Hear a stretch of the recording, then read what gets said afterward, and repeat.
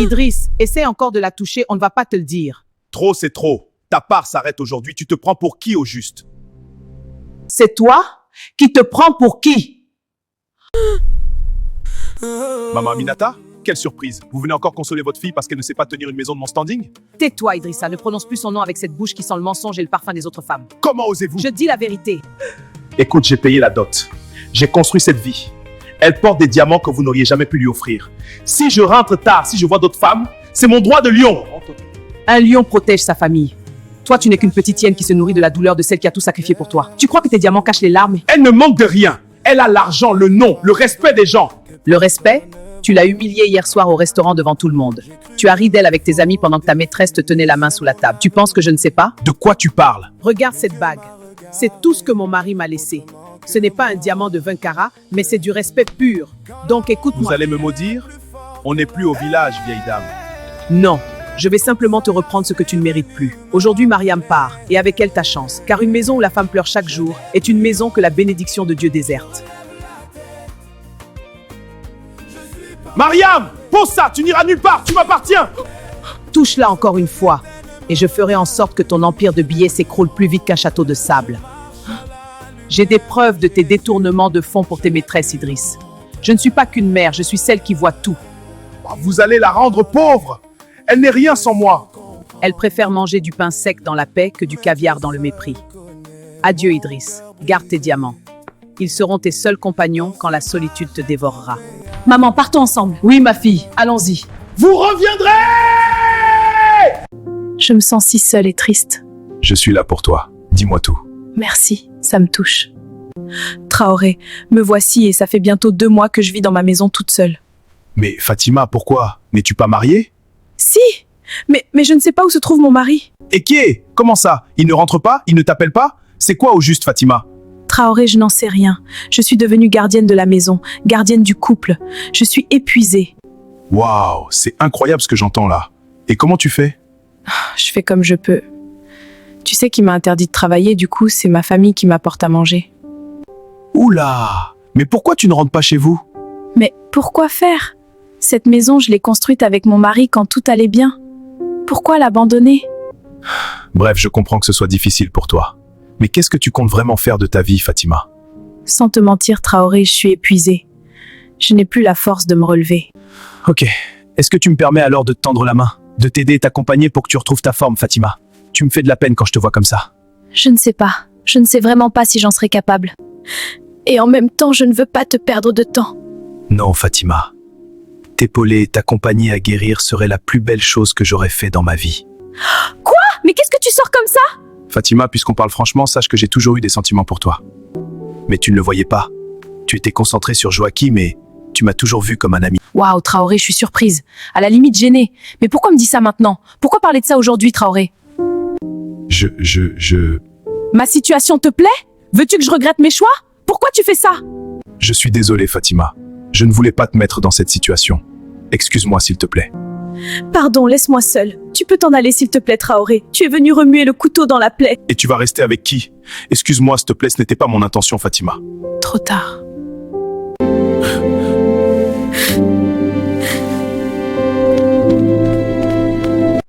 Il faut qu'on parle de ta mère. Qu'est-ce qu'elle a encore fait? Tu vois, encore fait. Donc tu sais. Non. Je sais juste que tu as toujours un problème avec elle. Aujourd'hui, devant tout le monde, elle a dit que je ne savais pas tenir une maison. Elle plaisantait. Ah bon? Parce que moi, je n'ai pas ri. Tu prends tout mal, Nadia. Elle critique ma cuisine, ma façon d'élever notre fils, ma manière de m'habiller. Et c'est moi qui prends tout mal? C'est ma mère. Elle est comme ça avec tout le monde. Non, pas avec tout le monde. Avec moi. Tu cherches les conflits. Je cherche du respect. Tu veux que je fasse quoi? Que je la confronte pour chaque phrase maladroite? Non, je veux que tu ne me laisses pas seule quand ça arrive. Je ne te laisse pas seule. Elle a tout fait pour moi. Et moi, je fais quoi depuis 10 ans? Ce n'est pas pareil. Voilà, ce n'est jamais pareil. Quand elle me rabaisse, tu dis que j'exagère. Quand je me défends, tu dis que je cherche les problèmes. Quand je me tais, tu dis que je fais la tête. Tu me mets au milieu. Non, la situation te met au milieu. Moi, je te demande juste de choisir le respect. Je ne veux pas de conflit. Moi non plus. Mais ton silence, c'est déjà un choix. Tu dramatises. Si demain mon père te parlait comme ça, je le recadrerais. Pas parce que je l'aime moins, mais parce que je te respecte. Tu me demandes de la blesser? Je te demande de poser une limite. Je ne veux pas être en compétition avec ta mère, mais je refuse d'être en dessous. C'est difficile ce que tu me demandes là. D'un côté, il y a ma mère et de l'autre ma femme. Qu'est-ce que je fais? C'est à toi de voir.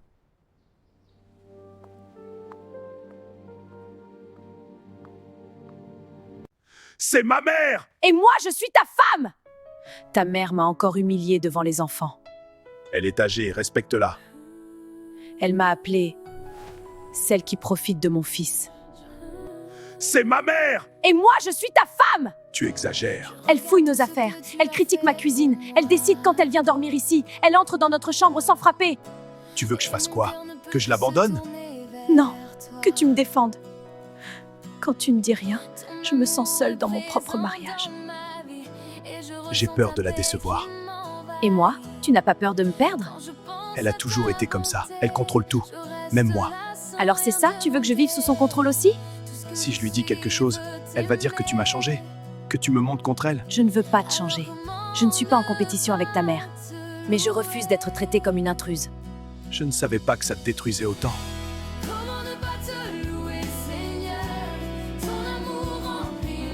Parce que tu ne regardes pas. Si je lui parle, tu restes avec moi pendant la tempête? Oui. Mais cette fois, tu parles. C'est compris. Je lui parlerai demain à la première heure. Allons nous coucher, bébé. Je suis désolé encore. D'accord, je comprends. Allons dormir. Bonne nuit, mon amour. Un homme qui ne pose pas de limites crée une guerre entre deux femmes qui ne devraient jamais se battre.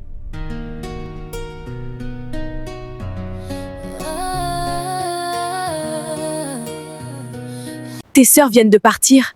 Et moi, j'ai l'impression qu'on m'a giflé dans ma propre maison. Elles parlent beaucoup, tu sais comment elles sont. Non, ne banalise pas. Elles ont dit que je vole ton argent. Elles ne pensent pas vraiment ça. Elles ont dit que je suis laide. Que je ne te mérite pas. Elles plaisantaient. Elles plaisantaient. On ne plaisante pas avec l'humiliation. Tu es trop sensible. Elles ouvrent mon frigo sans demander. Elles critiquent ma cuisine. Elles déplacent mes affaires. Et toi, tu regardes. Ce sont mes sœurs. Je ne peux pas les chasser. Je ne te demande pas de les chasser. Je te demande de me protéger. Te protéger de ma propre famille? Oui, parce que je suis ta famille aussi. Quand tu ne dis rien, tu choisis un camp.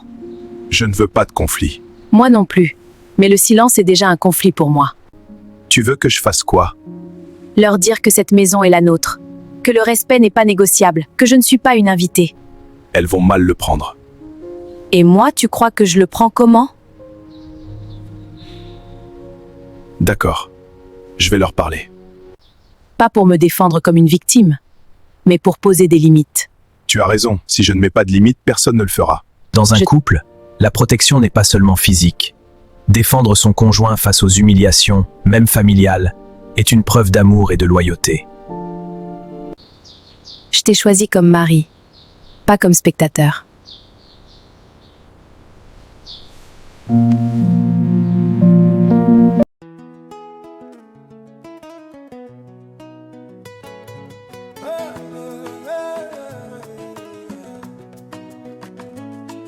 Tu ne dors pas?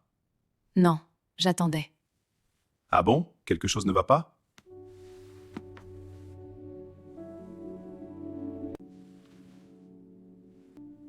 Tu fouilles dans mon téléphone maintenant? Non, il vibrait, encore et encore. Ce n'est pas ce que tu crois. L'hôtel? Les je t'aime? Le week-end? Tu me pousses à bout depuis des mois! Moi?